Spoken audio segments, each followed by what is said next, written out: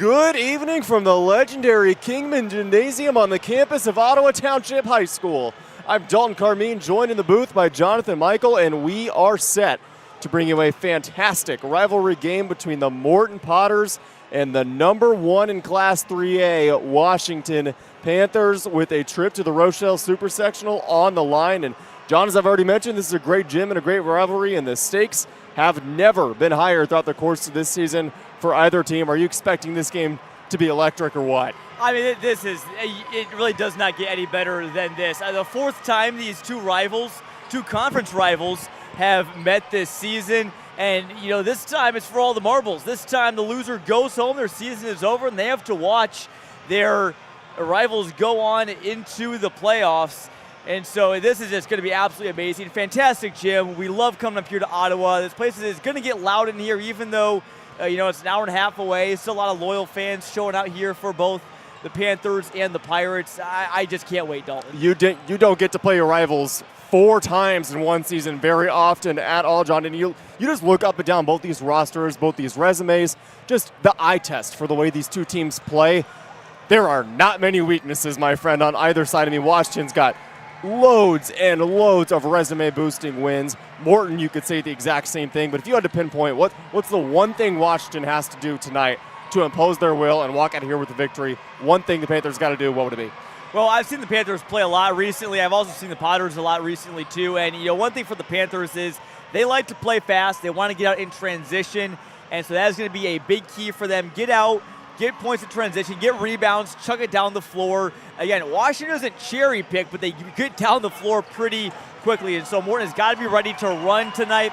And also, if you're Washington, big key for them is going to be scoring 50 or more points. I talked with Kim Barth after their win over the Potters that clinched a Mid-Atlantic Conference title a couple weeks ago today, and she said that, hey, we learned in our first 2 matchups that, sometimes if we score in the 40s, we can be in trouble. If we get to 50, though, then we're in much better shape. However, tonight, maybe they might even need 60. Who knows? But, again, for Washington, I'm looking at them to get out and run, multifaceted attack. I'm looking for Avery Tibbs to continue with a fantastic postseason. I mean, 23.7 points per game just in the playoffs alone. She has been dynamite. Video game numbers, my friend. And on the flip side, Morton, it's so hard to prepare for a team like Washington that has so many athletes and so many ways they can hurt you. So Morton, you can draw it up on paper, but you never know what you're going to see from Kim Barth's squad. So what does Morton have to do, maybe either physically out on the court or mentally to stay in this one? Yeah, so for Morton, they got to be ready for the defense to switch. Washington loves to switch their defenses. They go between man and zone. They press. Sometimes they pull it back. They, do all sorts of different formations with their zones too. So Morton is going to get a lot of different looks on when they're on offense from Washington's D. But again, they've seen each other 3 times. These two coaches are very, very familiar with each other. Bob Becker in his 26th year, Kim Barth in her 9th. So, I mean, again, it's not like Morton is probably going to see, much of stuff they haven't seen already. It really is going to come down to execution, I think, tonight. And for Morton, too, it comes down to, I think, imposing their will in the paint. 56 of their 59 points back in their sectional semifinal win came either in the paint or at the free throw line. Right. There's just so many ways that both these teams can attack the opposition. Going to be a great one. We'll step aside just a moment for our national anthem.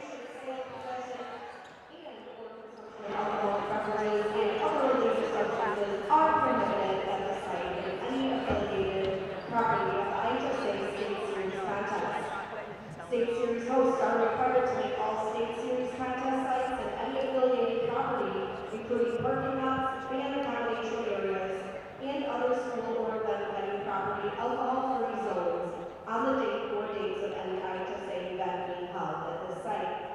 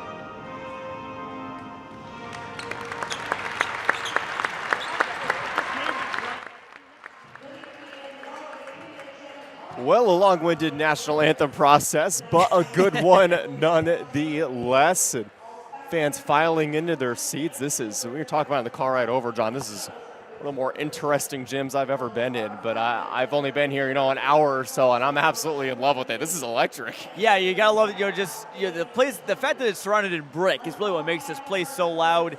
We've seen a lot of big crowds here in the past. Even when it's not completely full like it is here tonight, it still is going to get really loud in here just because of the acoustics. And so again, great fan bases, really two of the best in all of Central Illinois, and they both have traveled well here. And for those of you who weren't able to make it, we're glad you're with us here on ClutchSportsIL.com or our YouTube channel. Absolutely, and let's go ahead and meet the starters for tonight's game. And then first, take a look at Morton rocking their classic red here today. I always like to let you know in these audio-only broadcasts what the jersey matchups are looking like, but Morton rocking their red, and Washington is rocking their classic white and orange, and Washington starters will start with goes like this. Number 2, Avery Tibbs. Already talked about her. I'll be calling her name quite a lot. The 5'8" junior guard with looks from tons and tons of good programs around the United States. Becca McDougal, younger sister of current Bradley Brave Claire McDougal. She's a 5'11" junior, also getting plenty of college looks herself. Adrienne Donald, 5'10" guard. She's a junior. Sometimes comes off the bench, sometimes starts. She'll be starting here tonight, I presume. And Mazzy O'Brien, a 5-guard junior. Loaded with juniors of this Panthers team, and interest from Chicago State, Valpo among others. Rounding it out, Danny G'day, the 5'11" junior. Also interest from Chicago State, Drexel, and others. So just tons and tons of talent up and down the Washington lineup. Morton, you could say the same thing. Their point guard, Katie Brock, just standing at 5'1", but she's aggressive and can shoot the lights out. She's a senior. And number 2, Julia Laufenberg, she's a 5'10" senior. Number 25 is one half of the Van Menen sisters. That's Ellie, and she is 2 years older than her sophomore sister, Abby Van Menen, who also joins her in the starting lineup. Their lineup is rounded out by Paige Selke, who's had herself a fantastic sophomore campaign. And these two teams, they match up really well, John. I think both these teams, you rarely go up against another team that can match you in your size if you're Washington or you're Morton, but here they're playing each other, so they match up well. Most definitely, yeah. The matchup in the paint is really what I'm looking forward to here tonight. Morton really just imposed their will down low in their last game against Ottawa. You got Abby Van Menen at 6 foot, Ellie at 5'9", Paige at 5'10". But then on Washington side, you got Becca McDougal at 5'11", G'day at 5'11". And, even O'Brien and Tibbs can get in there and play some good post defense. So I think it really is going to come down to who is stronger in the paint as we tip off. And Morton controls the tip with Ellie Van Menen, turns around and calmly finds her point guard. That's Katie Brock. Her game is out on the perimeter. Washington coming out in an aggressive high 2-3 zone here, it seems. Here's Brock, top of the key, setting up some offense, finds Ellie Van Menen. Van Menen directing traffic. Dribbling hard, here's Van Menen again, finds Brock. A little bit of off-ball movement here for Morton. Van Menen drives hard left, is swarmed by a trio of white jerseys out in the wing. Eventually finds Brock, top of the key, just swarming defense Washington, and they turn the ball over. Tibbs in transition, up ahead to Mazzy O'Brien, and she is on the board first for the Panthers, 2-0. Yeah, and Brock had some pressure there on the transition play, but then she kind of fell over and allowed O'Brien to kind of go in there uncontested as we get a stray whistle. I'm not quite sure what that was about. Me neither. The referees just kind of blew the whistle as Morton was bringing it up the floor. Referees converging. That one went under my radar, John. I did not see. Oh, the clock didn't start. You see it says 7:59. Now what? So we got to estimate how much time is on the clock. And I don't know, 40, 45? 7:40 would be my safe guess, I think. You maybe can make the case for 7:30. I wasn't really exactly timing it in my head, but. And look, what do you know? 7:30. Hey, nice job, partner. You do this for a living or something. We will resume play here in a second. An odd start to this one, but yeah, Washington coming out at 2-3. You never know what they're going to throw at you defensively, and that possession didn't work like a charm. Yeah, and both teams have just got to expect that you're not going to get any easy looks. The defense is going to be right in your face all night long. This is the sectional title. You got to leave it all out in the line. You got to play like this is your last game of your career, especially if you're a senior. So. Yeah. One of these teams, it will be last game of their season. Van Manen up strong, and it's going to hit the post holding up the backboard. So turnover. Washington takes over possession. They will set up offense, and Morton coming out with Brock picking up Avery Tibbs near half court. Tibbs now inside. Can't get it to go. Back out to Tibbs, who tried to find Becca McDougal. It was knocked away by Ellie Van Manen. And a key for Washington on offense, didn't get a chance to mention it before we started here tonight, but key for them is limiting the turnovers. They had 20 of them on Tuesday in that win over Galesburg, beat the Silver Streaks 55-47. They were up big at halftime, 38-19, and then they turned the ball over, and that kind of allowed Galesburg to get back in that one. And here's Becca McDougal, who's going to go in the corner now, get it back on the wing. She's wide open. Morton lost her, and you can't do that. Becca McDougal from downtown, 5-0 Panthers. Well, Dalton, what did I tell you? We had a long hour-and-a-half car ride here. I told you Becca McDougal is a first-half bandit. She has been putting up some big numbers early on. Turnover on the other end. Tibbs for three. Yes! Yes! The Panthers are red hot, and Morton's coach needs a timeout. 8-0 run to start the game with 6.5 to go in our first quarter. Textbook if you're Washington, not so much so if you're Morton, but again, good timeout there from Bob Becker just to calm things down, calm your team down. Yeah, this ball game is definitely not over yet. Morton has been such a resilient team all season long. They've suffered some tough losses earlier in the year, ones that they didn't really want to lose, including some of this Washington squad. And they've always found a way to bounce back. They lost 2 straight going into the playoffs, and they won the regional title, obviously. They won against Ottawa. So this team knows how to come back. This is just a matter of saying, hey, let's reset, 0-0 ball game. Let's play our game and get back into it. Yeah, you think Coach Bob Becker doesn't have experience in this exact type of situation? He absolutely does. Over the years and years he has been at the helm of this Potters program, has won 3 state titles. They got to come back and got to start that punch, counter punch. Otherwise, Washington, only 1 loss on the entire year, will bury you early. Here's Brock. He's going to find Peyton Hayes. Hayes into the corner. Ellie Van Manen inside.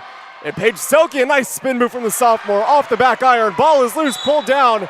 And they're going to get Abby Van Manen on a travel after she got the rebound. More good defense there from Washington. Morton got that second chance look. That was a good look initially from Selke. Yeah. Turnaround look. Just a little bit too strong off the attachment. Now Washington's got a chance to make it double digits here.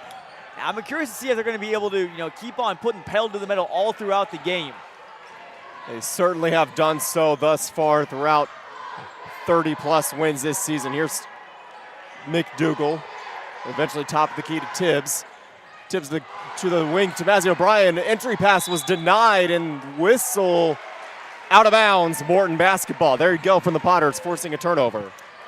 And that's what you need if you're Morton. You cannot let Washington get comfortable. You can't allow them to play their game. You can't allow them to execute, because when they do, they're almost impossible to beat, as Morton knows. But again, they're the only team in the entire state to beat Washington this season, 34-1, and that one is to the Potters back in mid-January, a game that we were at.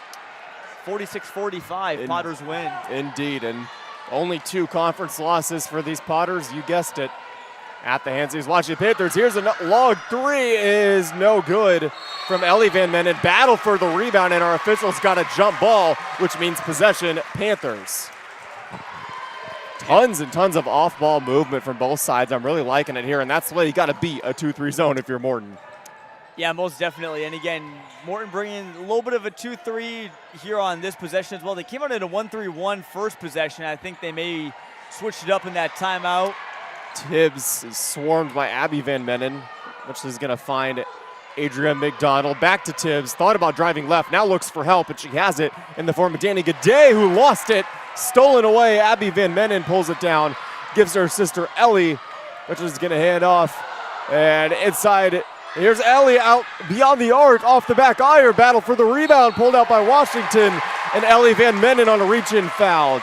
Not one you want to take. And Morton's not going to be too happy because they thought, I think Washington wasn't too happy because they thought Morton almost traveled there. I believe it was Izzy Ripka who's into the game. Talk about Morton's depth. They're going to go really deep, but they thought she picked up her foot and traveled, but turns out it doesn't make a difference. Here's a turnover the other way. Paige Selke, full head of steam, lost it.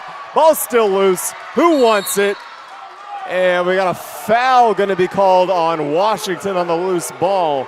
Great job by the sophomore forward, Paige Selke, to read the mind of the Washington offense, take that one away, and she was headed to the hoop. Got hacked after she lost it. And Selke nearly carried there. I thought she did, Washington's coaches really notion that was a carry, but that'll be the first foul on the Panthers. So one team foul for both teams so far. You don't want to put Morton out the line. They were very strong. Ellie Van Menen into the paint, had a good look. Couldn't get it to go. Washington pushing the pace the other way. Here's O'Brien is hacked on the arm.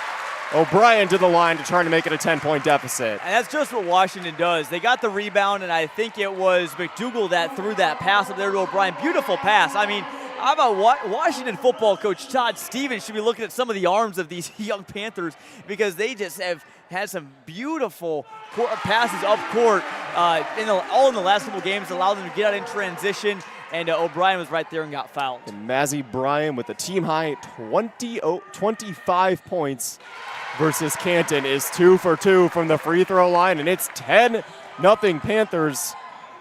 The Potters got to get it going. I'm liking the shots that they've gotten these last couple of possessions, just are not converting them. And here's a three from the corner. Ellie Van Menen, no good. Rebound, Becca McDougal. Will she look to push the pace? No, they slow it down. Here's Adrian Donald into the corner.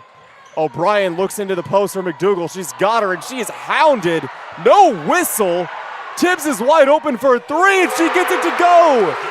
Wow. An unbelievably awkward play. Wow. And Coach Becker wants another timeout. 13-0 Panthers. Wow. McDougal, was double teamed there. Potter came in. I didn't see who it was. A lot of red jerseys. And tried to just wrestle the ball away from her. Thought we were going to get a jump ball. Thought maybe there was a foul. I didn't really see any contact. I thought we'd at least get a jump. The ball somehow came out to Tibbs, who, everyone's eyes were down in the paint. They're like, hey, are we going to get this jump ball? What's happening out here? They forgot about Tibbs in the corner. You cannot, there's one player in the entire area you cannot forget about behind the arc. It's Avery Tibbs, who's gotten 6 so far. And again, Tibbs is not just a three-point threat. She can get it going inside the paint too. But really for Morton, again, the looks have been good. They have not been playing bad. They just haven't fallen yet. They have for Washington. Morton, I'd say, don't even think about shooting a three. Just get down low and get hacked. Get One to of the the line, Van Menen sisters, something. Paige Selke's had a couple good looks under the hoops. They're just not rolling in. And another early storyline, that's 2 timeouts that Morton has had to burn without even scoring a point. Now we got 3:40 to go in here in our first quarter. Abby Van Menen kicks out to Izzy Ripka. And Ripka looks inside. She is just being hounded on defense by Ainsley Redling-Schaefer. Going inside and drawing a foul is Abby Van Menen.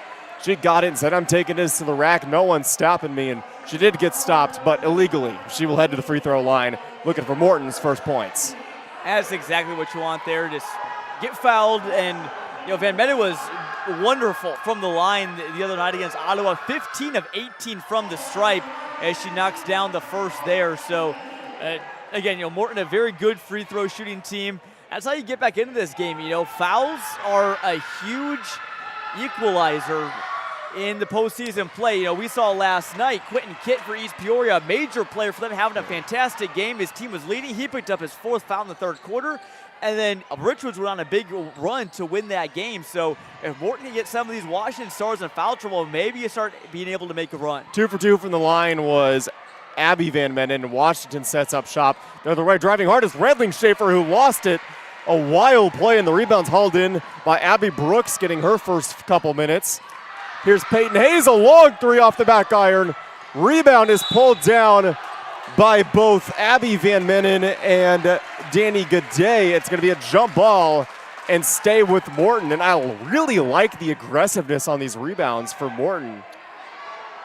Yeah, they went straight up there on that one. I mean, just ball just skied in the air after that deep three from Hayes. And she's just another player that we've already seen from Morton. You know, we've seen Brock Laufenberg, the two Van Metten, Selke. We've seen Penelope Drake. We've seen Abby Brooks, Anya Ruxlow, Izzy Ripkai. This is a very, very deep team that has played at least 9 players in 20 out of their games this season. And what a privilege to have if you're Coach Bob Becker. Here's one kicked. And we're going to have a jump ball. Tried to go an entry pass. It was tapped out. This jump ball heads back to the Panthers. So a 13-2 lead for Washington and 2:39 to go in the first quarter.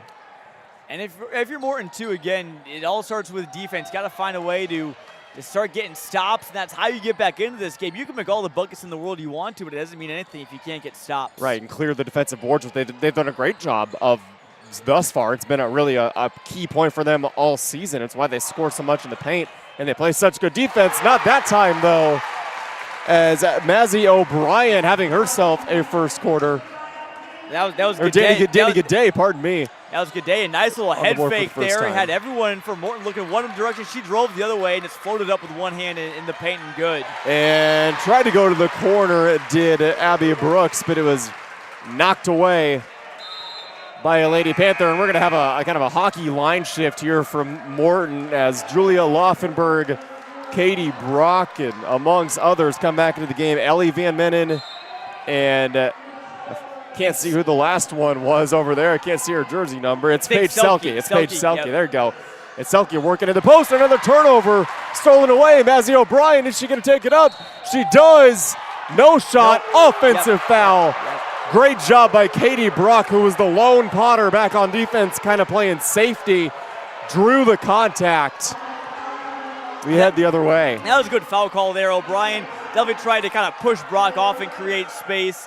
And that was definitely the right call there. I like the aggressive mindset, but it was a 1-on-3. I would have liked O'Brien to slow that down and wait for the trailers to come. And I like the smarts there by Katie Brock, who stands at a towering 5'1". She's like, if I go straight up, O'Brien is a good enough finisher to finish over me. I'm going to try and draw contact, and she did it to perfection. Yeah, Brock is just a real gritty player for Morton. Again, not a player that's always going to light it up in the stat sheet, but plays really intense defense, really a good point guard. She's got the ball now going on Redling Schaefer, so she's just a nice veteran senior presence. And Laufenberg got a clear lane, but she is fouled by a Lady Panther. I couldn't see who that one went. Redling Schaefer. Oh, yeah, Redling Schaefer is going to be the guilty party for her first time. And that's 5. That is 5 already, yeah, with a minute 41 in our first quarter, which means Julia Laufenberg is going to head to the free throw line. And she's only averages 3.3 per game, but I mean, in a team that's this deep and with this much substitutions, that's not terrible at all. And she makes the front end of her free throw. And again, Morton's a team that, as many people that I'm sure are tuning in know, you really rely on the big three of both Van Mennen and Selke. You've got an offensive board and another one there. And the second free throw is no good, but Selke does come down with it and draws foul. So now Selke, the sophomore, will head to the free throw line. And I think that's going to be 2 fouls now on Danny G'day. It was a little bit of a jump ball kind of situation, but they called a foul on G'day. That's going to be a tough one to swallow, and she's got 2 in the first. Referee was right there. I think just a little bit too much contact on the arm and not enough on the pumpkin. But the first free throw is good from Paige Selke, and she is just lighting it up from the free throw line from inside, just scoring 15.2 points per game and 71% on her free throws. The full court pressure here from Morton. I really like it as they trail by 10, but Washington breaks it with ease. And Redling Schaefer, a smooth right hand finish. 17-5 Panthers. And it's a great press, but even a better break there for Washington. That's the risk you run. It was slightly contested, but still a good, easy look there for Redling Schaefer. They didn't panic, that's for sure. And here is Ellie Van Mennen down to the corner. Entry pass Selke. Van Mennen again. Brock is wide open. No good off the back iron. Rebound pulled down by McDougal. McDougal looking to push the pace. Finds her superstar guard Tibbs, who thought about a 3. Now is going to drive on Brock. Opposite baseline, now inside to the paint. Going up strong is Donald, and we have a jump ball. The Panther faithful can't believe it. I will say, I'm not going to say this as I'm not opining on anything. I'm just saying that as a matter of fact. The calls from one of the refs here are the ones that seem to draw a lot of ire from Washington fans. There's been one, obviously, again, no, I don't know any names, but there's been a few of them that they have not agreed with. Corner 3 from Laufenberg missed everything, and the rebound pulled down by Donald, who's going to look up to Jenna Spezio into the game, now into the paint, and she chopped her feet and traveled. Yeah, just got tripped up there, and that time was the right call as Morton gets some more substitutions in here. And we saw Brock shoot a 3 there on the last real possession for Morton, and that was good. I like Brock shooting the 3. The problem if you're Morton is, again, you're down big right now. They're not a huge three-point shooting team. Who could maybe knock down a big one for them? And to your point, it's going to be tough to get offensive rebounds when you do miss those threes. Van Menen thought about one. Now a beautiful pass inside to Penelope Drake nearly into the game. The freshman couldn't get it to go. The Panthers the other way now. They slow down the pace a little bit. Here's Donald. 3 seconds to shoot. Now 2. Tibbs a long 3 just off right. We all held our breath because she hit that buzzer beater. She can do it. Back on Tuesday. That was a good look, deep three-pointer, but off the mark. What a start, though, for Washington. Yeah, just coming in and posing the will just like they want to. And, we got a second. Everybody takes a breath. You might be thinking about how hungry you are. And that's where our sponsor for this evening, Domino's, comes in. Until March 2nd, any crust, any toppings, any pizza you want for $9.99 each. Order now, online only. So if you're thinking about what you're going to do for dinner and listening to some Clutch Sports basketball, Domino's is right there for you. It doesn't sound too bad right now, does it, partner? No, it does not. As we always say, it's one thing you don't do as often as much when you're covering playoff basketball games almost every day of the week is your dinner schedule really gets thrown out of whack. So hopefully maybe there's a Domino's open here in Ottawa we can hit up afterwards. I would not mind that. It's my first time in Ottawa, not too familiar. And also, Clutch Sports Media Overtime, folks, this is the place to be. Subscribe today, as heating up is the girls basketball state playoffs, and we'll have plenty of coverage throughout the rest of these playoffs. And on the men's side, they're just getting things started over there. This is the place to be for all of your basketball information on Central Illinois teams. There's interviews, pictures, stories, highlights, anything you want. Subscribe today on ClutchSportsIL.com. Our second quarter is underway. Washington controls possession, up 17-5. Tibbs thought about driving the lane, being guarded tightly by Abby Brooks, who's got some good minutes here in the early going. Adrian Donald looking for help. She finds it in Tibbs on the right wing. It's hit away. She's now double-teamed by 2 red jerseys. Is able to calmly get it out to Donald, though, who resets the offense. Here's Tibbs. Goes to Donald again, working the 2-man offense here. Spezio stays in the game after finishing that first quarter. Tibbs is swarmed once again. She's got 2 on either side of her, and Coach Barth played it safe and called her first timeout. So great defense from Morton, coming out with a little fire in that gun, I see. Yeah, a little double team there on Tibbs there at the top of the key. She was in trouble, found Redling Schaefer, but by the time she had found her right behind her, Barth had called the timeout. What a special win this would be, Dalton, if Washington is able to end up winning this one. Not only would it be her first sectional title, but it would also be her 200th career win. So this is, again, a massive game for her, massive game for her team. And also one, too, for Bob Becker. He would have 630 wins if he was able to pull this one out here tonight. All of Morton's 9 sectional titles have come under him. Kim Barth, 200 wins, and she's just in her 9th season. Like, you just stop and just think about the math. That is unbelievable. Yeah, what special win this would be for both coaches. We're back underway here. Just over 7 to go in the first half. Driving is Donald. Eventually is going to find McDougal. McDougal getting a screen from Redling Schaefer. She's only got 2 there in that first quarter. McDougal, she tried to throw it cross court to the corner, but it was knocked away beautifully by Peyton Hayes. And that's a good play there for Morton. One that maybe looks a little mundane on paper, but it's a play that gets Washington out of their flow. It knocks the ball out of bounds. Now they got to reset with the baseline out of bounds. Yeah, whatever Kim Barth drew up in the timeout needs to come to fruition, and we're going to have a foul there. It was McDougal drawing it. Ellie Van Menen committing it on the arm. And it is a shooting foul. It didn't look at first like she was going up for a shot, but they are going to call it a shooting foul. And that's Ellie Van Menen's second, as she took a hard fall. As yes, her, she did. her hands getting looked at there on the bench. Maybe a little stinger there. In the meantime, her sister will check in for her. That sister, picking up sister right there. Gotta love to see Abby Van Menen. What a year she's been having as a sophomore. She's going to be really, really big in the future. Her and Selke, hard to believe they're both sophomores for Morton. You got nice players on that bench, too, that are ready to step up any time. Claire Sarisa, Izzy Ripka, just to name a few. One of two free throws is good from McDougal. Morton needs to start stringing some buckets together. This is a good girl, do it. Abby Van Menen up top. She drives hard left with Spezio on her. She's got the size advantage, and a wild pass taken away by Redling Schaefer, who wants to push the pace. She thought about going to Tibbs, eventually finds Spezio as Washington slows it down. McDougal drive and kick. That's Olivia Osborne, who does the exact same thing and eventually resets with Avery Tibbs, the top of the key. A pick and roll, Rebecca McDougal was calling for it. Nothing came to fruition there, and pass up to Osborne again.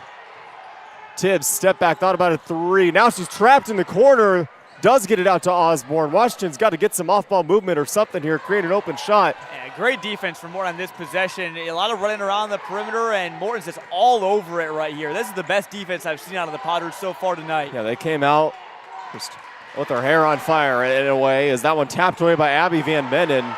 And no backcourt violation, as the referees say. It was tipped last by a red Morton jersey. fans did, though, want a double dribble. It was awfully close as Spezio corralled that one in the backcourt. We're coming up on a minute-long possession here, and Washington's got no good looks. Beautiful defense from the Potters, but Washington is up 18-5 and looking to maybe kill some time here in the second quarter. Tibbs lost it, gets it back. Spezio drives left. Beautiful entry pass to McDougal. Just waiting, and they get a wide open layup. McDougal's not going to miss that. Here's on the other end, a three from Peyton Hayes is no good, but the rebound, Van Menen puts it up strongly. Abby Van Menen is on the board. 20-7 Washington. Now they're pushing the pace. They're not waiting around this time. They don't need to when you have Avery Tibbs on your team. 22-7. Tibbs has 8, under 5 to go. Nearly a turnover. Hauled in now by Abby Brooks. Abby Van Menen is going to be fouled, trying to go into the paint. Believe Redling Schaefer the guilty party. And Van Menen's had, I think, one or two, Abby Van Menen, I should clarify, has had one or two times where she's been open for a split second behind the arc, but hasn't pulled the trigger. I'm not sure if, maybe she's maybe not the most confident three-point shooter or not, but, you're down 15, you don't want to be too risky, obviously. You got plenty of time left, but I like to see her maybe pull the trigger. She's a great shooter, and I like to see what she can do. But how about that last defensive possession? Great look for Washington, finding McDougal. That's a killer after Morton played some great defense. Yeah, great look from Katie Brock there from the corner. That one is no good. I'm not counting, but if I had to guess, Morton's got to be 0 for 8 from the three-point line, looking like the Illinois Fighting Illini thus far. Well, last game against Ottawa, they only drained 1 3. I think they were about 1 for 9. So, again, you're playing in a different gym, different depth perception. Maybe they're still getting used to it. You don't need to be great from beyond the arc. And here's a foul. Washington can't believe it again. And I think they might have gotten Osborne. Regardless, a foul on a white jersey with 4:20 to go in our second quarter. But to my earlier point, John, yeah, they're not shooting the ball great from beyond the arc. You don't have to when you have this amount of athletes and this amount of ball movement. You have great passers on this team. You have depth on this team. In this day and age, it seems like whoever shoots the best from beyond the arc wins the game. Not necessarily true. Case in point, these Morton Potters. Yeah, most definitely. Again, you're only down 50. You can get this down to about 10-ish or so at halftime and be all right as McDougal commits the foul there, trying to get a block on Abby Van Menen. This game is getting pretty physical. A couple hard falls between these squads here tonight. But again, you're still at 4:08 to go in the second quarter, and you're so far your bread and butter's been getting it in the paint, getting to the free throw line. I would say continue doing that. Don't try to be someone you're not. At least so far when they haven't followed yet for the Potters. First free throw from Abby Van Menen is no good, as Claire Sarisa and her sister Ellie is back into the game. So Ellie went down hard fall on that hand. Seems to be just fine. getting it, looks like some type of tape or bandage on that right thumb, but her sister Abby will try to convert her second free throw, and it's no good. Ball is loose, eventually last touch by a Potter. So Washington will retake possession, up 22-7. Full court pressure here again for Morton. It seemed to work the first time, at least it did for a little bit, but Washington just too quick. Trapping there in the corner is Becca McDougal, and they're going to get a Morton player on a foul. That's Laufenberg. One way to break the press, draw some fouls. Paige Selke back into the game, checking in for Katie Brock. And that's 2 fouls this quarter on Morton, 3 on Washington. Is resetting it there. So both teams on track to get in the bonus. Again, it has been a physical one so far. Becca McDougal now finds Mazzy O'Brien, a stop jumper, good shot. It just won't go though. Ellie Van Menen brings down the rebound. She's going to hold on to it and bring it up. You know, that jumper there from O'Brien, you know, she had McDougal down low, you know, could have passed it off to a teammate. I don't mind that shot, though, because you figure if you're McDougal who is crashing the boards, you figure that she might be able to be in good position to get that board, and O'Brien's had the hot hand early in that first quarter. So, again, good rebound there for Morton. Now they just got to convert on some of these misses for Washington. Yeah, indeed. Defense has to turn into offense here. Backing down, there you go. Paige Selke imposing her will on the paint. Washington wanted an offensive foul, but Selke has 4. I think Tibbs tried to sell it a little bit there. I don't think the referees quite bought that. As here goes Washington trying to break another press, but it's a turnover. It's into the hands of Selke. Indeed, Morton forces a turnover. Here you go, defense into offense. Another opportunity here. Lee Van Menen finds Julia Laufenberg. Laufenberg only 1 here in the early going. Love to get her going if you're the Potters. Free throw line, Sarisa. Here's Laufenberg in the corner. Goes top of the key, nearly stolen away. Morton retains possession. Good defense here. Washington sticking with that 2-3. If it ain't broke, don't fix it. It's looking really good right now. And Panthers fans are loving it here too. You can hear them applauding. Student section loving it here. Getting into it. Laufenberg, a corner 3. No offense, no offensive rebound. McDougal takes it away. Tibbs full head of steam. Going into the defender and a blocking foul on Ellie Van Menen. That's going to be 3 on Van Menen. You saw her, she really tried to draw the charge. And, you know, really, you see her, she's trying to get her feet set, but Tibbs just kind of charged in there into her. And it's going to be a block. So that's 3 on Ellie Van Menen, who still hasn't scored in this one. That's been a big factor in this one, Dalton. You know, she had a team high 19 on Tuesday, a 0 so far for her tonight. She's got to get something going. It's going to be tough when she's going to have 3 fouls after Tibbs missed the first free throw there. Yeah, Abby's got 2, and Ellie's got none thus far. And Abby averages 9.5, and Ellie 10.5. These are, you know, the Batman and Robin of this Morton team, more or less. As Tibbs' second free throw is good to make it 23-9. Now, if you're Morton, start stringing something together and get yourself some momentum heading into the halftime locker room. Quarter 3 is good. First 3 of the game, and it belongs to Peyton Hayes. Exactly what the doctor ordered. Morton now threatening to make this just a single-digit game. Washington on the other end. Here's Redling Schaefer up top. McDougal. Osborne will try her hand at a 3. Too strong. Rebound to Morton. Selke full head of steam. Nearly stolen away. Into the lane. Pushes it up. And a blocking foul on Avery Tibbs, I believe. Selke to the line.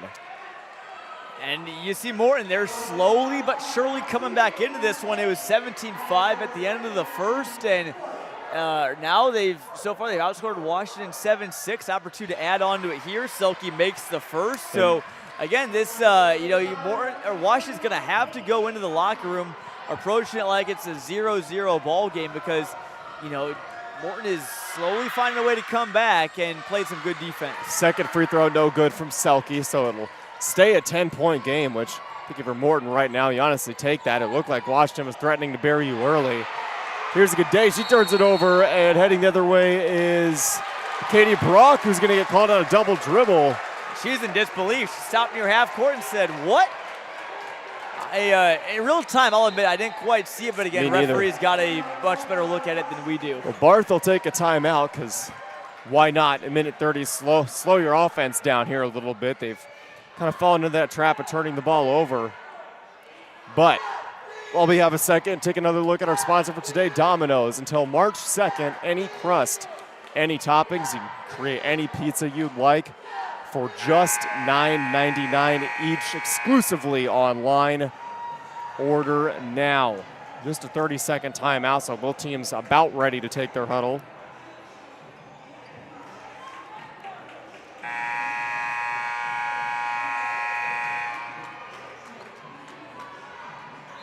And here we go. Redling Schaefer will inbound at half court. And stop it. And McDougal thought about a stop and pop. Actually gets it on the wing. Inside kick out. Osborne thought about a three. Now into the lane. A short jumper, no good. Katie Bruck, the shortest one out there, pulls down the rebound. Now she's got a full head of steam. Lost the ball momentarily.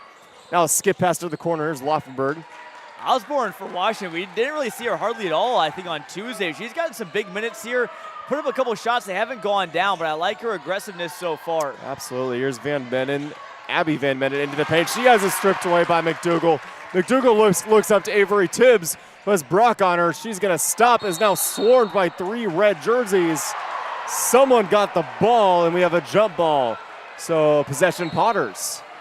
And Tibbs, almost every time she puts the ball on the floor, she's getting double teamed. You know, Morton is really selling out on her. And so far it's worked. You know, she had 8, or I believe she had 6 in the first quarter. She had a bucket earlier in the second, but you know, you got to take Tibbs out of the equation. That's a big key for Morton tonight. Is, you know, in each of their first 2 games, they took at least 1 out of Washington's quote-unquote big 4. It kind of limited them, but they were not able to limit any of those big 4 in the last game. Here's Izzy Ripka, no good on the 3, but the long rebound. Now into Selke, nice up and under, beautiful footwork, missed it, got it back, but got the harm of the hoop. Paige Selke to the line, and 1. She makes this. It's a 7-point ball game. Nice response from the Potters and Paige Selke. Yeah, you see Selke, she's going to be ready for halftime. She is gassed. Some deep breaths there at the free throw line, I should say, getting ready to shoot the free throw. But again, you know, Morton has been, I think they've wanted it a little bit more here in this second quarter. That's how it's appeared. And the free throw went off the mark. It was nearly an offensive board for the Potters. Presumably, Washington will hold for the last shot. Here's Osborne. Now to Tibbs. Drive and kick. An open 3 from the corner is no good. Pulled down by Selke. Now Morton with 15 seconds to shoot the ball.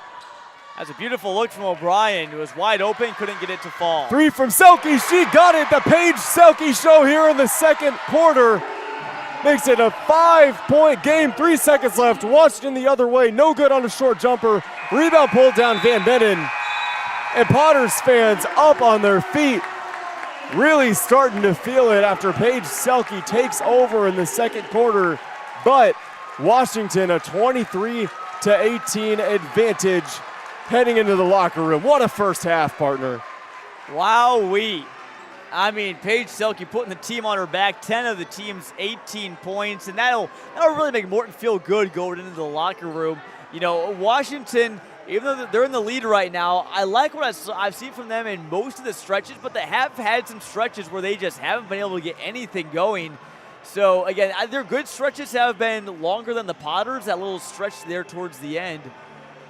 But I mean, this is going to be just an all-out dogfight in the second half. And you know, from just a pure spectator's perspective, you know, for those of us like me and you who don't have any skin in the game, we're not obviously rooting for anybody. You love to see it because that means that we're going to get an intense third-quarter battle. It's going to get loud into the fourth quarter, too, as well.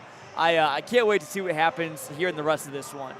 Yeah, it's just, like you said, John, I much prefer these games over your just 30-point blowout. And there are your fair share of those in high school sports, really across any high school sport like there. But while we have a second here, John, here at halftime, 23-18 your score with Washington winning. Let's take a look at some other maybe area teams and sectional matchups. What do you got for me? Well, you know, the other big one tonight is down in Class 2A is DMAC and Peoria Notre Dame sectional rematch. That's going to be a huge one at DMAC tonight. Our Gavin Russell will be there providing score updates on Twitter or X. And that game has not started yet. That's a 7 p.m. tip-off. So, again, we'll be retweeting his updates from our Twitter account. And also he'll have the story for you on CSM Overtime. tomorrow, so that is going to be a really fun game. It's hard to bet against P&D, though. What they've been doing in the playoffs, they just walloped Bloomington Central Catholic on Tuesday. And that was an extremely good Saints team that won an Illini Prairie title, and P&D's running clocked them. So D-York is going to have their hands full after a close win over Monmouth-Roseville, but really looking forward to seeing what that was. And how about the Cinderella Pekin going up against Alton tonight? 3 Mid-Illini teams playing for a sectional title tonight. Pekin and Alton for a bracket game, and it's all Alton right now. I think, knowing how good Alton is, unfortunately, it's not terribly the Dragon surprising, Magic just ran out, I guess. It's still, what a hey, season. what a year, though. right? Yeah, and we've been spoiled, partner. I mean, I've only been doing this for a couple of years. We've been spoiled with some top-tier girls basketball over the last couple of years or so. Last year you had PND just steamrolling their way to the state championship and winning it. You had Illini Bluffs down there in Class 1A. Mm-hmm. They got state runner-up, and I believe they very easily could have won that game. And Washington's had obviously tons of success. And Morton, you got to go back, 7 or so years, but they won state title after state title. We are really spoiled with some of the best high school girls basketball that the state of Illinois has to offer. Yeah, really. And I said this in the last game, and I apologize to anyone who maybe tuned into both and said, oh, you said the same thing in the last game, or you said the same thing back in the regionals. But, this Class 3A, kind of the Central Illinois sectional, is the toughest way to get to state. And, these teams get tested during the regular season, going up against each other. Mid-Illini was incredibly strong this season, so even just, what seems like a normal conference game against, say Metamora or a team like Pekin, or, even it's like, it's not just, it's just Pekin. I mean, that's a good Pekin team. It's a good Metamora team. East Peoria was really good this year. Dunlap was solid with 3 freshmen. So, it really just made these teams battle-tested week in and week out, and, it really is just a testament to, the area. I think that whoever wins this game, again, I'm not going to make any predictions, but I think that, I would certainly not bet against them to potentially go as far as even winning the state title. And, I would say the same for DMAC and P&D in Class 2A. I have full confidence. I think one of those teams could be winning the state title, especially the Irish, just the way they've been looking this season. So it really is kind of that iron sharpens iron mentality. Right. It's so much fun, but it can be a little bit frustrating. Like I'm going to back you up that the winner of this game is going to be my pick to win the state title here in Class 3A, because these are just 2 incredibly dynamic teams that have also, to the credit of Coach Kim Barth and Coach Bob Becker, both these teams played a super strong non-conference schedule to get that experience and play those teams that they know they would be facing in the playoffs and beyond. But yeah, it's unfortunate that both these teams have to match up so early here just in our sectional championship. You feel it, yeah, because these are 2 teams that legitimately can make runs to state.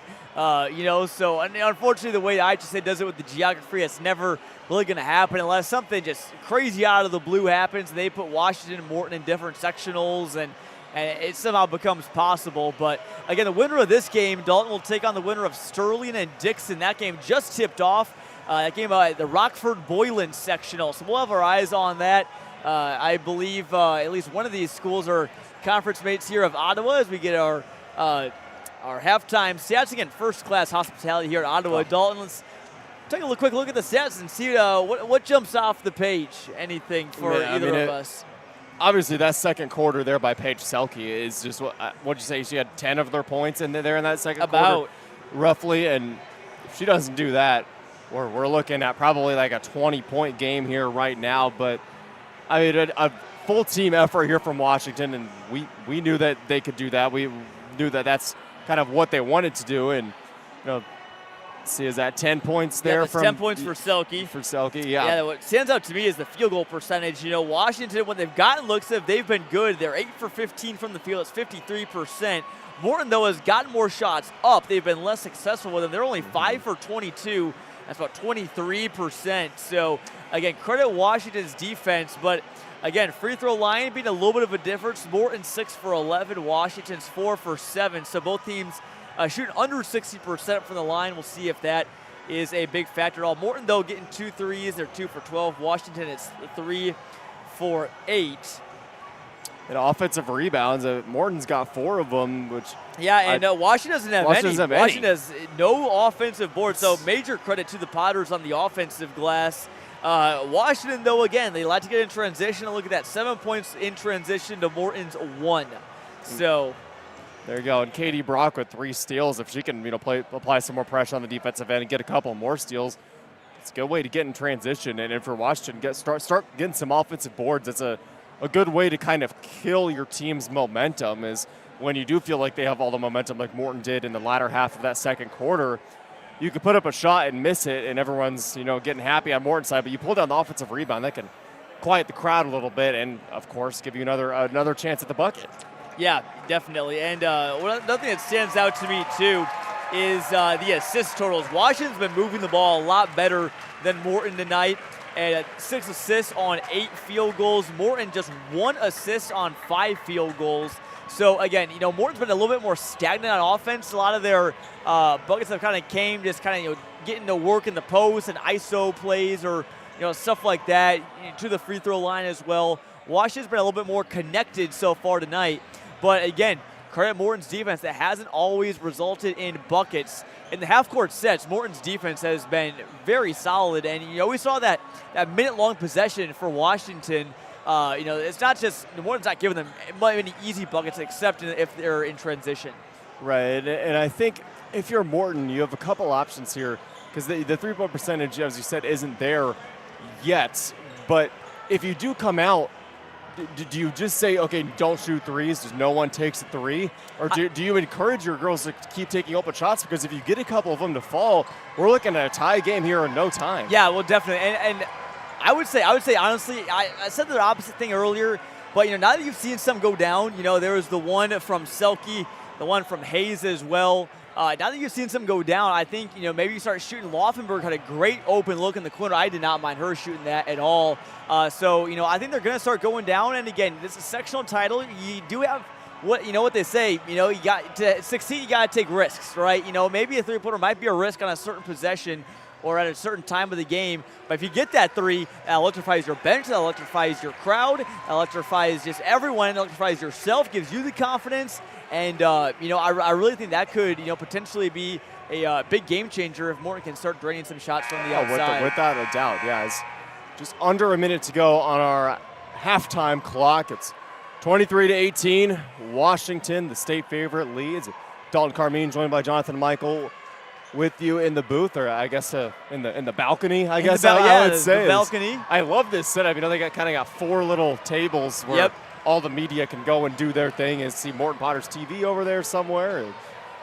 Yep, see Daryl Crouch over on the balcony directly to our left. A lot of Washington's fans here. I'd say there's maybe, at least from our angle, it looks like there's more Washington fans here, just ever to the naked eye. Yeah. Ever so slightly. But there's also a good amount of Morton fans, though, that are on the floor level and those precious 3 rows of bleachers that are right there on the court. A lot of young fans, too, from Washington in attendance. Gotta love to see that. Well, Washington or Morton fan, you are a fan of this game thus far, and hopefully be a fan of this second half. We are underway. Here's Tibbs in the corner. Finds McDougal. Tibbs setting up shop. Has Van Menen on her. Abby Van Menen. Nice pass inside. McDougal lost the handle on it. Gets it back. Lays it up and in with a strong right hand. McDougal off and going in this second half. That's what you need if you're Washington. Just one bucket to say, hey, we're not, on the other end of a big run right now. Let's get back, start a new run, and Washington forces a turnover. And quickly turned back over. Paige Selke jumps up and intercepts it. Tibbs passed it from her knees. Can't convert the layup, though. Washington the rebound. McDougal now gives to Donald. Now inside. That's a good day, and the ball bounced on the line. It'll stay with the Panthers. And we got 2 players with 3 fouls back in the game, both number 25, G'day and Ellie Van Menen. Again, we didn't see a ton of minutes from either in that first quarter. G'day's only got 2. Van Menen is scoreless. Peyton Hayes, who hit that big 3 in the first half, is back into the game for Morton. And here's Tibbs being guarded tightly by Paige Selke. Here's Donald. Off-ball movement under the rim for the Panthers. Can't really string any passes together here, though. Got a mismatch on Brock. Going in, Mazzy O'Brien, untouched, but you can't get the layup. Rebound hauled in by Hayes. This came in a bit too fast there, a little bit too much momentum, and just Yeah, essentially that was the story right there. Yep, Katie Brock. And Washington sticking with that 2-3. Coach Barth will switch things up. Not this time, though, and a beautiful floater from Abby Van Menen. She's got forward. Man, if she can get going, what wonders that will do for Coach Becker's squad. Foul on the other end committed by Morton. Yeah, that was Abby Van Menen just all over the back of McDougal, almost tackled her. Obviously unintentional there. That'll be number 1 on Morton here in this third quarter. Redling Schaefer's back in for Donald on Washington's side. Wouldn't be surprised if this becomes kind of a battle at the free throw line, John. Just tons and tons of physical plays, and referees really blowing that whistle. And I would argue that favors Morton. They've been lights out from the free throw line all year long, but if it gets to that point, we'll discuss that matter further. Here's McDougal. She traveled, took one extra step, stepping beyond the arc, so Washington's got to get some scoring possessions together without turning the ball over. It's kind of been a thorn in their side throughout the course of this game and the course of the season. That's a great point. You know, they had a great stretch, weren't really turning the ball over, weren't really missing many shots back in that first quarter. And, now after they commit some turnovers, it kind of interrupts the flow of their offense. They've, stagnated just a bit. In the corner for Morton is Ellie Van Menen. And here's Izzy Ripka running the point. That tells you Coach Becker trusts his sophomore out in this situation. Ripka running the point. Here's a long three. It's good. Peyton Hayes from beyond the arc again. And just like that, Dalton, it's a 2-point game. What did I say? Sometimes the three will be worth it. On the other end, Avery Tibbs doing what she does. She drills it from beyond the arc. 28-23, both offenses starting to figure it out. Hayes thought about a heat check there. She thinks wiser of it. Gives Ripka now into the paint. Van Menen. Hayes now to the corner. That's an open look. She got it. Peyton Hayes. Oh my. Peyton Hayes, you cannot leave her open. She is starting to feel it. So I'm sure there's going to be some adjustments put on by Kim Barth now. This answers our question. Was Bob Becker gonna just shut down the three-point line? Absolutely not. Peyton Hayes drills from beyond the arc. 28-26. Just like that, a 2-point game with 5:15 to go in our third quarter. What an ending we have on tap for you here from Kingman Gym. And who would have thought, after Washington started the game on a 13-0 run, Morton didn't have a field goal at all in that first quarter. I definitely thought Washington had a good chance to just start running away. They do have the ball here. Here's McDougal. Beautiful hook pass into the paint. Redling Schaefer can't get it to go. A good look that won't go, and Abby Brooks a strong rebound. Yeah, 4 Potters jerseys down in the paint, only 1 Washington jersey. The rebounds have definitely gone in Morton's favor. Here's Hayes again from the corner, just too strong. Got an open look. Van Menen the rebound. Puts it up. That one won't go. Washington pulls it out. Full head of steam for O'Brien. Kicks to the corner. Tibbs who slows it down. Here's Redling Schaefer. Tibbs on the wing, has an open three. She got it. She is lights out from beyond the arc. Nothing but net once again from Avery Tibbs. She hit that one from the Illinois River, Dalton. I mean, that one was a deep, deep three, and boy, she just knocks them down whenever her team needs them. Here's a three from Ripka that won't go. Redling Schaefer pulls down the rebound. A lot of white jerseys. Looking up, nice pass inside, but even better defense. Ellie Van Menen knocking it away. Possession will stay on this end of the court with Washington. Man, this is turned into a track meet here, Dalton. Just a straight shootout in Kingman Gym. Had a little bit of everything in terms of actual gameplay here. John had some slow possessions, some fast possessions, lots of physicality, getting some threes here in this third quarter. What more could you ask for? Nearly an and one. Redling Schaefer draws the contact. Izzy Ripka charged with the foul. Redling Schaefer to the line, can't convert it, but she will have 2 from the charity stripe. Yeah, I would like to see Washington get a bit more aggressive, get more in there on some drives, try and, again, keep Morton in some foul trouble. Again, not saying it's going to be a huge factor because of Morton's depth. They're always going to have someone else coming off the bench. But, Washington, if they can just get to the line, it's the easiest points they could have, but Redling Schaefer does miss the first. The 2 hot hands, Paige Selke and Peyton Hayes, who have been Scottie Pippen and Michael Jordan today, are back into the game for Morton. I love the comparison. Yeah, the left. It's been accurate. Redling Schaefer is 1 for 2 from the line. to put Washington up 6. Morton's offense has shown some life here in this third quarter. They got to keep it going. Ellie Van Menen, entry pass to Selke. Now to the corner, here's Hayes. Thought about a 3, now back in. Penelope Drake back into the game, turns it over. Heading the other way, full head of steam. Mazzy O'Brien get drawing contact. Couldn't finish with the left hand, but O'Brien back to the free throw line. A chance to make it an 8-point deficit. Boy, you know, once O'Brien sees the open lane to the basket, she just takes off. And again, not able to get it going that time. Had the same thing happen back in the second quarter, but she did get fouled that time. It goes on Ripka. That's number 2 on her. And Washington, that one just hit the front of the rim, the back of the rim, the front of the rim, and out. So Washington's left a couple points at the stripe so far here today. Yeah, they were just 4 for 7 in that first half, and they've missed a couple here in this second half, but that one, nothing but net. It's Mazzy O'Brien. 1 for 2 from the line. Washington dropping back into that 2-3. This one maybe a little bit less aggressive, sagging off just a tad bit. There's Ripka, who finds Van Menen. Ellie Van Menen corner. Peyton Hayes somehow got wide open, but couldn't convert. That was the best look she's had all night. Couldn't get it to go, though. Avery Tibbs looking under the hoop.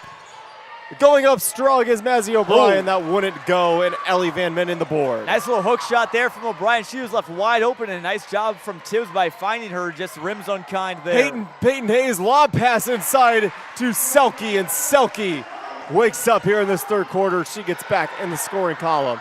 Here's a 3 that is no good from Tibbs. Stepped right into it. Yes, you can't have that if you're Morton.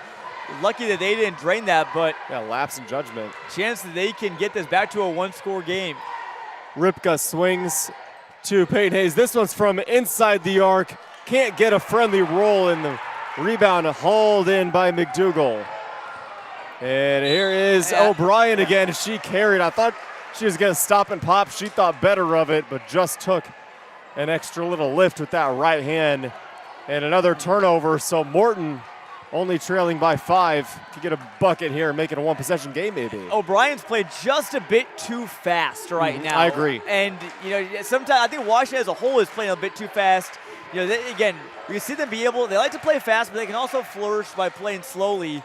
We'll see if they continue to do that. Yeah, they've got the IQ, they've got the athletes, and just the playmakers to play slow or fast. But inside is Selke. Nice backdoor cut and a beautiful pass from Van Menen.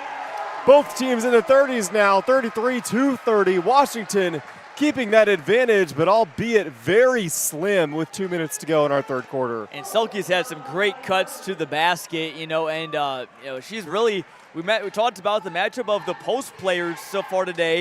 You know, McDougal has been a factor for sure. She's got 8 points and a couple of rebounds. You know, in that first half she grabbed, 5 boards.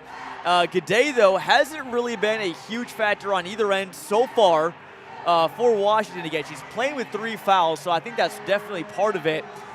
Just 2 points and I think just 2 or 3 rebounds for her. So that's allowed Selke to, again, I think, you know, be the best post player, at least so far tonight, on the floor. Yeah, and I think if that continues and Selke keeps getting open looks, you almost have to put G'day back in, no matter if she has 3 fouls, and just tell her, go straight up. You know, she stands 6 feet tall and change, so she has the height to compete with Selke, and just has to stay out of the foul sheet. Yeah, and McDougal can afford to play aggressive. She's only got 1 foul. Washington has no fouls here in this third quarter, so if you feel like, you know, maybe you can maybe make an aggressive play on the ball, try and get a block, you know, I wouldn't mind it if you're Washington, maybe make Morton earn it from the line. Inside pass knocked away. Danny G'day wanted to go up with it, and I think the foul's going to be on Abby Van Menen. And that's so both Van Menen's now with 3 fouls. Yeah, that could maybe flourish into a storyline here. Tail end of our third quarter. It was not on the shot, so Washington will have the ball under the basket, up 3 points. And Tibbs is going to inbound it. I would watch for her to pass it into somebody and get the pass right back. Going into McDougal, who had a look at the hoop, and she went up strong, couldn't get it to go, but did get hacked on the arm. So Becca McDougal would like to score a couple more points here and there, I'm sure. We'll have a chance to do so at the free throw line. And that's 5 fouls on Morton this quarter and none on Washington. So again, Washington been a little bit more aggressive, and McDougal knocks down number 1.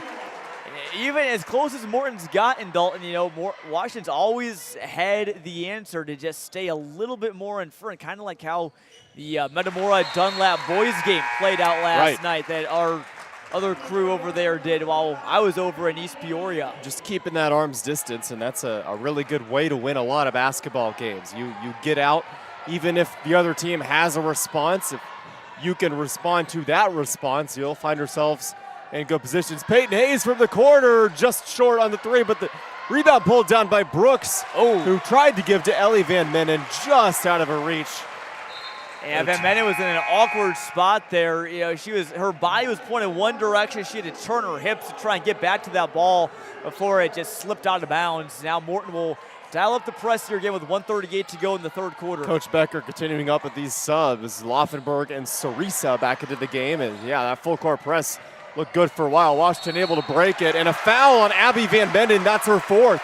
And that's going to put Tibbs to the line. That's a double whammy for the Potters. Again, that was on the far side, not close to us by any means, but I saw Tibbs kind of throw her head back. Whether sometimes ball handlers do that, they kind of jerk their head back. I certainly did that when I played, trying to draw a foul. Whether or not it actually happened, I don't know, but regardless, awareness there from Tibbs as she knocks down the first free throw. Ripka and Hayes back into the game for the Potters, trailing by 6. Tibbs just so smooth from the free throw line. That jump shot is a thing of beauty. Yeah, it's like butter there from the line. She's definitely the girl you want at the stripe. Again, Washington hasn't shot bad free throws, just a couple tough rolls off of the rim tonight. Minute and a half and change to go in our third quarter. Morton has gotten as close as 3 points in this ball game after a 13-0 run started our game by Washington, nearly an and 1. Couldn't get it to go, but regardless, I like the aggressiveness from Ellie Van Menen. She heads to the free throw line. That foul go on Redling Schaefer, number 3 for her. So again, Morton, I think now at this point you want to try and just keep it around 5 points or so as much as possible. Keep it a 2-possession game, and that's Ellie Van Menen's, that free throw, her first point of the game. And Ellie Van Menen finally on the board, as you said, and this is a good place to do it there from the free throw line. And yeah, I think that's a good point, partner. Van Menen drills the second one. Stay within 5 or so. I think if you let it balloon to 10 or so, Washington is way too good to let you back into the ball game at that point. Crazier things have happened, but that's just kind of my thought process. Skip pass to the corner. Tibbs is wide open. That one will not go. Beautiful box out and rebound by Ellie Van Menen. Looking up ahead to Laufenberg, and a blocking foul as Laufenberg tried to go up. Are they going to give her the shot? I don't think so. I'm pretty sure that one happened on the floor. I think it's going to go. I was going on Redling Schaefer. I thought it was going to be on McDougal. So now the junior guard's going to have to sit for Washington as Spezio checks back in. But that's a little bit of kind of Washington-esque there from Morton. You get great rebound, you crowd the board, you just throw it up the floor and try and get something going in transition. That's what they do best. They kick to the corner. Here's Hayes off the inbound. Gets it knocked away, nearly stolen away. Tibbs. There, Ripka. Eventually into the corner. Van Menen for 3. She got it. That was a beautiful shot. Ellie Van Menen. Nothing but nylon, and the lead down to 2. Driving hard, Tibbs with 30 seconds on the clock. Step back 3 is good. Oh, wow. My goodness. That was Danny Gaudet getting into the scoring column in a big way. From deep, too. Again, so many people are used to Gaudet seeing her in the paint, but she could knock down that shot. Ellie Van Menen starting to really feel it here. She's got 7. Layup on the other end is good. It's 40-37 Washington. Gaudet a pull-up, Jay. She's hacked on the arm by Laufenberg.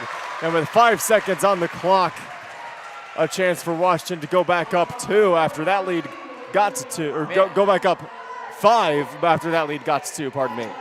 I love this back and forth, Dalton. I can't imagine what's going through these players' heads right now as we get, Gaudet was about to release that ball, and the referee blew the whistle, and you told Laufenberg she can get back down Laufenberg was not on the low block set, ready to go.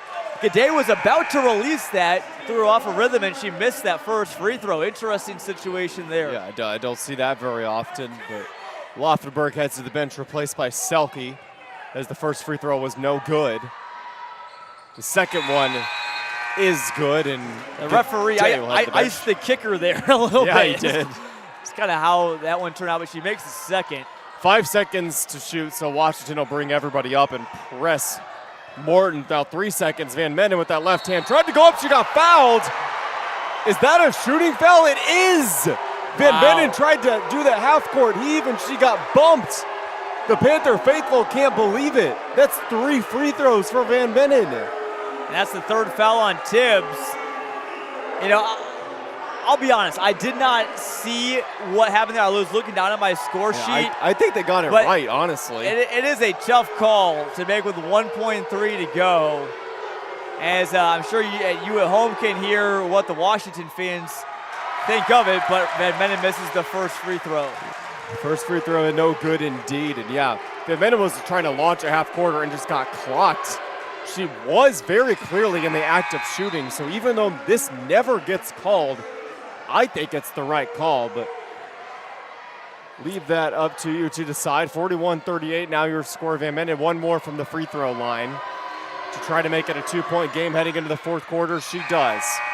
Well, I want to say 2-point game just yet because you never know. Avery Tibbs has got limitless range. She's got to be touching the ball. But there's going to be a press here for Morton, and they're just going to let it drain out. Well, that was an entertaining third quarter and just sets up what's going to be a whale of a finish from Kingman Gym here at Ottawa Township High School. 41-39 is your score. Morton has clawed their way back into this one as we take a look. Once again, I'd like to thank Domino's Pizza, our sponsor. Until March 2nd, you can get any crust, any toppings, any type of pizza you want, folks, for just $9.99. Exclusively online. Order yourself some Domino's today. One of our great friends over there at Domino's for making these broadcasts possible. You know, it obviously takes some time, money, and resources for us to come up here to Ottawa and do these games, but I wouldn't rather be any other place in the whole state right now. Great gym, phenomenal teams, 2-point ball game headed here into the fourth quarter. And this is a battle of epic proportions in the fourth matchup between these two teams here this season. That is well said, partner. And a reminder, folks, the winner of this one will play the winner of Sterling and Dixon, which it's the second quarter over there between Sterling and Dixon. It's a 6-2 ball game, so a slow start for both of their offenses. And the boos are continuing, I think. I don't know, something having to do with the Washington student section. Nothing big, but there was a little. Someone said a magic word or something. I don't know. This place is going to be insane. Peyton Hayes will bring the ball up for Morton as our fourth quarter is underway, a 2-point ball game. And then already a whistle. They're going to get Ripka on the push-off, so an offensive foul, and the Panthers take possession. There have been a lot of foul calls in this game. You know, some of them I think are deserved. Some of them a little bit more, I think, kind of teeter-totter. I'm not going to say exactly what that one was. I didn't have a great look at it. But, I do wish a little bit, though, that these refs would let them play a bit more. This is a sectional title game. They did not come to see them tonight. McDougal at 3. She's hacked. She'll go to the free throw line for 3 free throws. That one was a no-doubter. She got thwacked on the arm. But, yeah, I'm going to agree with you, partner. I've always kind of been a part of that let them play crowd, and it's hard. Being an official, incredibly difficult in any sport. I've been a baseball umpire before. As have I, yep.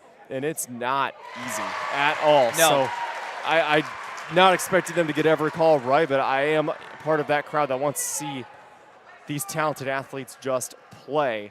And again, really, my philosophy when, again, during my limited time as a Little League referee was that, whatever I call it is, got to call it fair. And I do think that this crew has called the game fair absolutely, tonight. Absolutely. It has been pretty even on both sides. So You debate the calls themselves all you want, but they've been called both ways. McDougal ice in her veins, drills all 3 from the free throw line.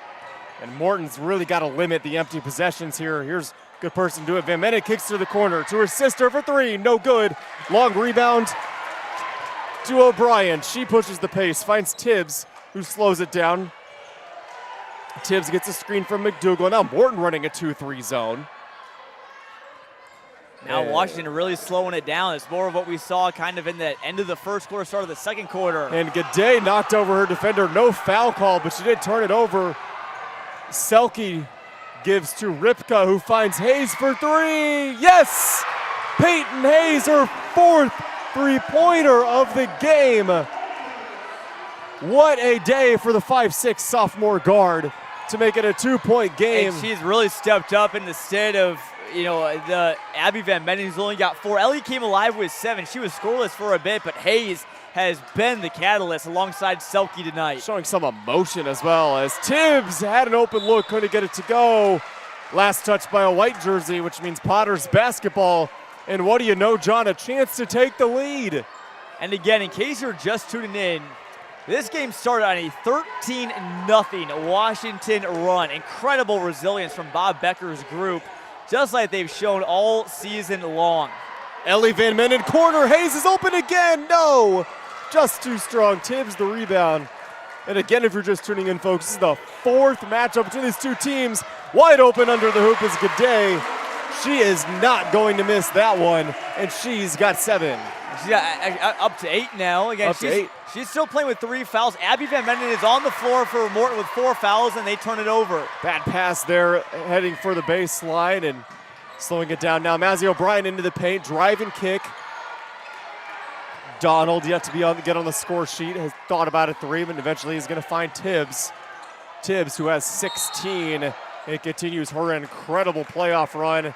Timeout, I believe, called by the Panthers. Yeah, Tibbs was double teamed up top there. She's seen many of that so far today. And again, that's that half-court defense for Morton that allows them to kind of double team Tibbs. When Washington's in transition, there hasn't been that double. She's been able to drive, penetrate, find an open teammate, knock down a 3 sometimes.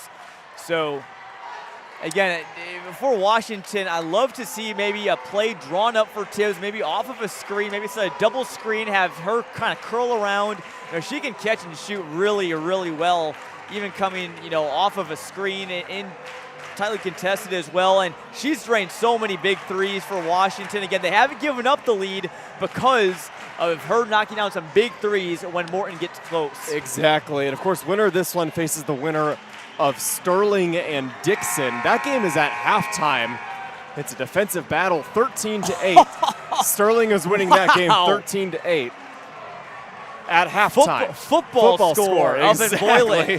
Holy cow. So yeah, winner of this one faces the winner of that one. That game will be right here on CIProd.com on Wednesday, live from Rochelle.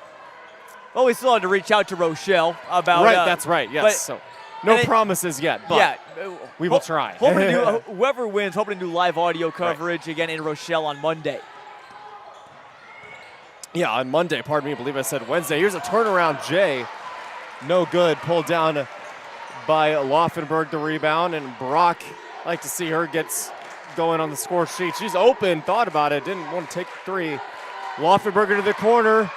3 from Selke is good. The 3s are really starting to fall for Morton. And every time Dalton is in the corner, Washington's got to start defending these corners because every 3 for the Potters are coming there, and they're just getting killed on catches and shoots. I don't know why they're not even attempting to close out. Here's Donald, a hard take to the rack. Doesn't go, but she'll get fouled. A chance to put her Panthers back up by 3. But yeah, Porter, I keep expecting Washington to kind of flash out and cover that. They're not doing it. And here in the second half, Morton has made them pay. Yeah, I don't know what, try and defend that. You don't want to go to a 1-3-1 really, 2-3 zone. I mean, I know it's kind of a basic zone there, but, maybe it gives you the best chance of kind of getting out there in the corners as Donald misses her first free throw. But again, Washington's defense has been pretty good just about all over the rest of the court. And credit Morton, credit Bob Becker for, getting those plays and having ways to get them open. 0 for 2 from the line as Donald, so it remains a 1-point game. And here's Selke into the paint. She puts up a J that rolls out. She gets her own rebound, puts it back up. No foul called. Pulled down by McDougal. Tibbs pushing the pace, drawing some contact. No whistle again. Misses the layup. Rebound Brock. Brock's not going to slow down. Crosses over. Has a ball. Tibbs stolen away by Mouse Tibbs. in the house. Stuck up behind her. Now a pass down low, a good one, but the ball's rattling around down there. Eventually getting it and putting it up is Mazzy O'Brien.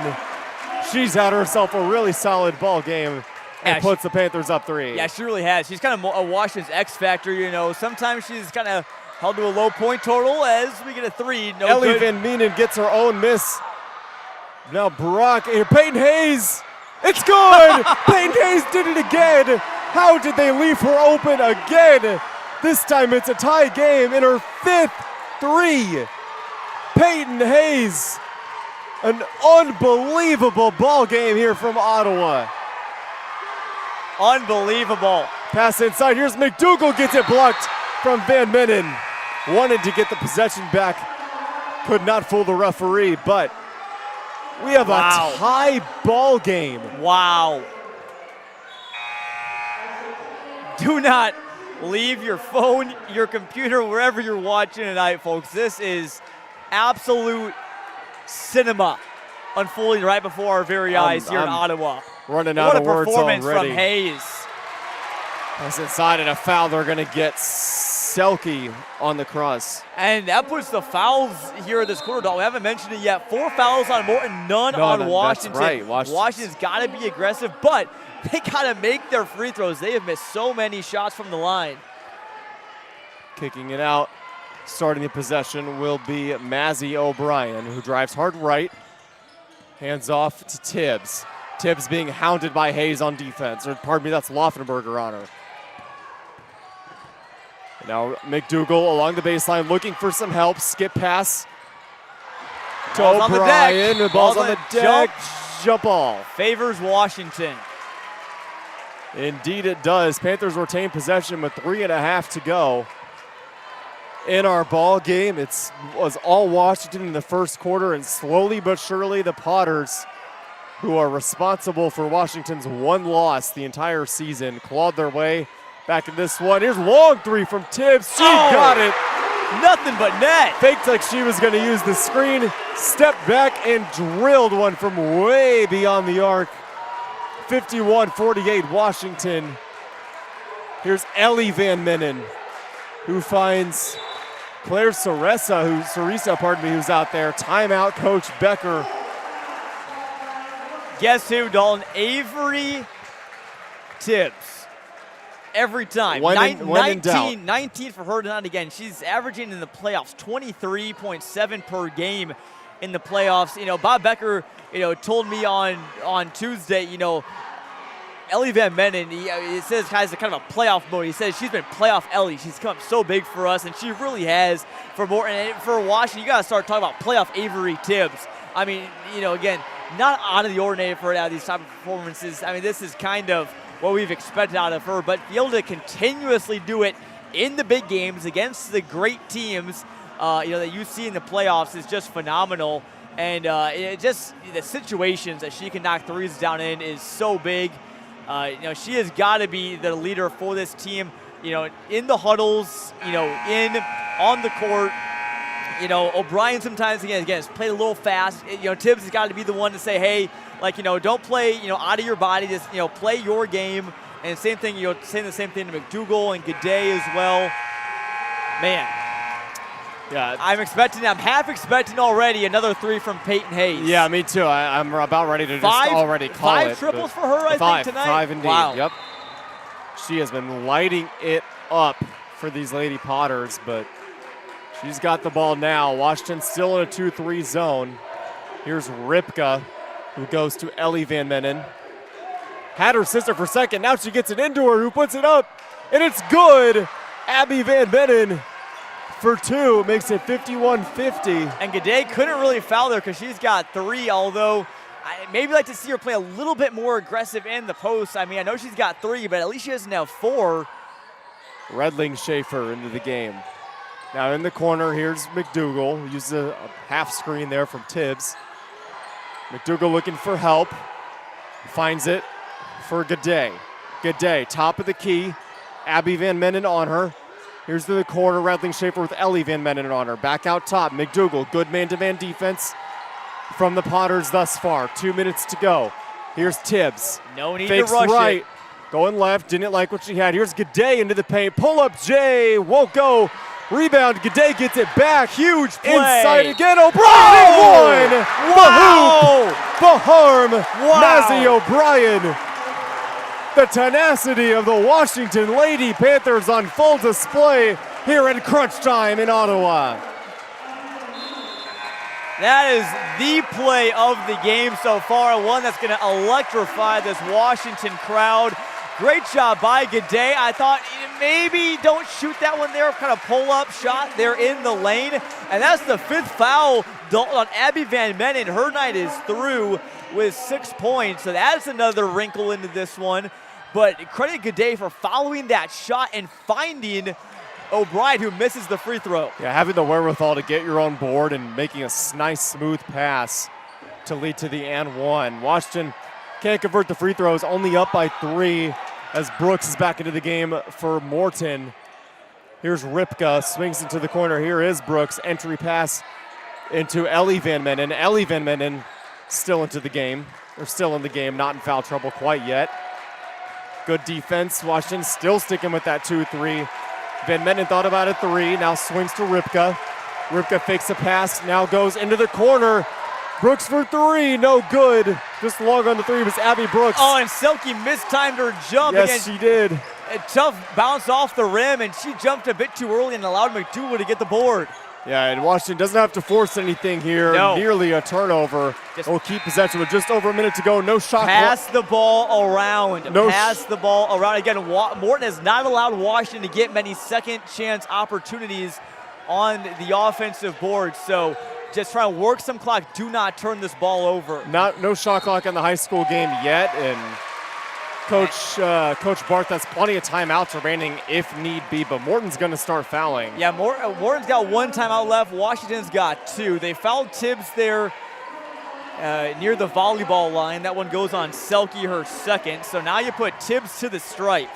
Chance to make it a 2-possession game, and I do want to say if Washington starts missing some free throws and Morton can somehow take the lead, Washington's not going to be in a position where they foul because they've got no fouls. No, they can't start hacking the Potters and send them to the line. It would take too long, but it doesn't look like it's going to get to that point as of right this second. Yeah. Oh, just a very quick note for our viewers. It was 53-50. We forgot to change it there on our scoreboard, but it was 53-50. Now 54 after that free throw from Tibbs. And Tibbs, now it's the 20-point mark. It's where she's been living throughout this season, throughout these playoffs, and hopefully for the Panthers, she'll have a chance to score even more in their next game. Her 2nd free throw up and good. 55-50. No empty possessions if you're Morton. Need to start hitting some shots, and a blocking foul on Washington. That's not the worst foul in the world. It's just your first of the entire quarter. No, definitely not. And you got fouls to give. You can commit a foul to kind of take Morton out of the flow of their offense and, really just kind of interrupt that. And even if you do send them to the line, as long as you get the board, not the worst thing in the world, because it's better than sending them, better than a 3-point make for the Potters. Exactly. Van Menen will inbound, looking for any help. Finds it in Ripka at the top of the key. Gotta watch those corners. I see Hayes. Now McDougal stepping out on her. Hayes is not stopping moving. Here's Selke. Ripka launches a 3. No good, just off right. Good job by McDougal to clear the boards. And Washington's going to dribble around here with Tibbs until they get fouled. But Morton's got to be careful about who fouls who here. And it's going to be Van Menen with her 4th foul. And now the Panthers can feel it. What a game it's been. But if they can convert some free throws, the orange and black going to be headed to the Supers. Tibbs has got to stay calm and make some free throws, which I sound silly saying that. Of course she's going to stay calm. There you go. Nothing but net. And how about Washington, Dalton? They face a lot of adversity in this one. They did not play their best ball for some of this one, but they never lost the lead. That is a major, major credit to this group, and a major credit to Kim Barth, who's only 39 seconds away from her first sectional title and win number 200 in her career. Indeed, and Morton's going to have to chuck up some threes. They do. It's no good. Good-looking shot from Hayes, though. Rebound pulled down from O'Brien. Gives to Tibbs. She is pushed by Ripka and held back to the line. Mazzy O'Brien's got the biggest smile on her face right now. Just what a relief I'm sure it feels for this Panthers squad. There's so many times, back in 2021 in LaSalle, Peru, these two teams faced off in a sectional title. Morton won at 44-38. We were there for that one as well. That was back in the days of Katie Krupa and Claire McDougall, who may even be listening here tonight. It's fun watching those two duke it out. Tibbs goes 2 for 2, but Claire McDougall would be actively playing in a game right now, but yeah. 2 for 2 from the line, as you said, partner. McDougall 24 points, I believe. Ball rattles around. Hayes tried to chuck up another one of her threes and wouldn't go. 10 seconds left, and they're going to commit another foul here. And the scoreboard, because of these fouls, is not going to show how close this game was. Really, the difference in this game was that offensive board from Gaudet, turns around, feeds the cutting O'Brien into the lane. She finishes through contact. That was the play, in my opinion, and on the scoreboard, really, that won the game for Washington. Without a doubt. First free throw, no good from Gaudet, but that's the one that really kick-started the sprint to the finish line, if that makes sense for Washington. After that happened, they just put their head down and said, we are not letting Morton get any chance here in this one. Second free throw is good, from Gaudet, so 60-50. Clock down to 4, 3, 2, and 1. It hits 0. The three-pointer is no good. And the dream season from the Washington Panthers is now super. Washington super sectional bound. They will take on either Sterling or Dixon on Monday night for a super sectional title and a chance to head to CEFCU Arena. What a season from Coach Barth and company. Fantastic game from the Panthers to pull that one out. Congratulations to them as both teams, emotions running high, shake hands. Most definitely, and these are two teams you see some crying faces there for Morton. Major credit to them. They battled their hearts out. Never said die after going down 13-0 early on. And what a team this Potters team is. This is a Potters team that is 100% good enough to go to state. I wish these two teams could both make it to CEFCU Arena, but this has been the era of the Washington Panthers. It only feels like destiny. This just seems like the year. Washington's had so many good years, 20-plus win seasons, seemingly over and over and over again. The state title has just been eluding these Lady Panthers. And I agree, partner. It feels like destiny. It feels like almost like the 2016 Cubs. It feels like this is just the year that title is going to come home to Washington. And for Morton, I want to give them all of the credit in the world for putting up a whale of a fight in this ball game. They could have laid down, rolled over, and just given up and just taken a beating. But no, Morton, they beat Washington earlier this year, and even when they went down, they said, we're going to try our best to do it again. And just a super close game, entertaining basketball. And if you know anything about the Morton Lady Potters basketball program, you know that they'll be back. Coach Becker doesn't rebuild, he reloads. So they will be back, and I am ecstatic to see more Potters basketball in the future. Most definitely. And again, there's so many seniors that obviously we're all very emotional. Everyone was emotional for Morton. Ellie Van Mennen, a senior for them, her last high school game. A lot of other seniors, Georgia Farrell, Bennett Swearingen, Julia Laufenberg, Katie Brock.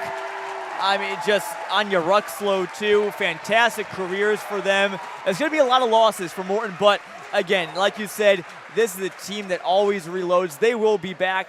They will have more great games against Washington starting next year.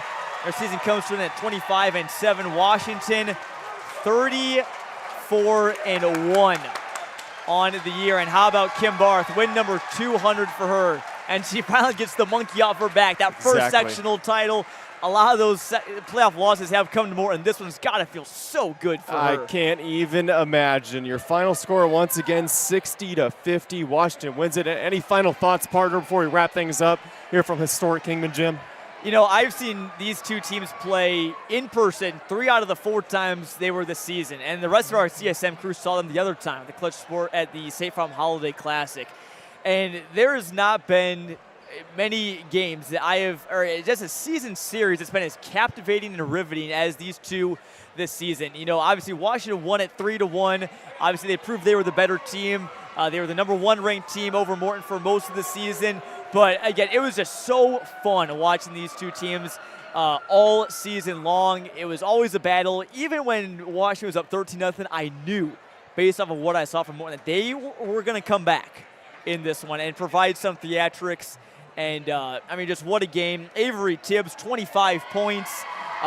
Definitely player of the game, in my opinion. You know, without a doubt. Becca McDougal made big plays. G'day had a big offensive board. It wasn't her biggest night, but she had some clutch ones. And Mazzy O'Brien, She hit double digits. Yeah, Mazzy O'Brien, 10 points. And how about Peyton Hayes, too? A sophomore for the Potters. Her, Abby Van Vennen, and Selke going to be a great trio next year. What a core. Just what a core for these Morton Potters. Yeah, and I think a big key for Washington getting into the technical details of the game. You know, Selke, big second quarter, had 14 points, but Washington, by and large, limited her down the stretch. And that was a big key. You know, whose stars are going to make the big plays? And for Washington, it was Tibbs. She was able to make big plays, and they prevented Selke, arguably Morton's biggest star, from making some big plays down the stretch as well. What a game. What a season. What a game indeed. Well, that will wrap things up here from Kingman Gym at Ottawa Township High School. Just one more quick word from our lovely sponsor, Domino's Pizza. Until March 2nd, any crust, any toppings, you can get any pizza you would like for just $9.99 each. Order now exclusively online. Again, thank you to Domino's for sponsoring tonight's matchup and making this possible. But that will do things from Ottawa. Your final score once more, Washington 60, Morton 50. The Panthers will head to Rochelle on Monday night and play for a super sectional championship. That'll do it. For Jonathan Michael, I'm Dalton Carmine saying so long, and we will talk to you soon from Ottawa.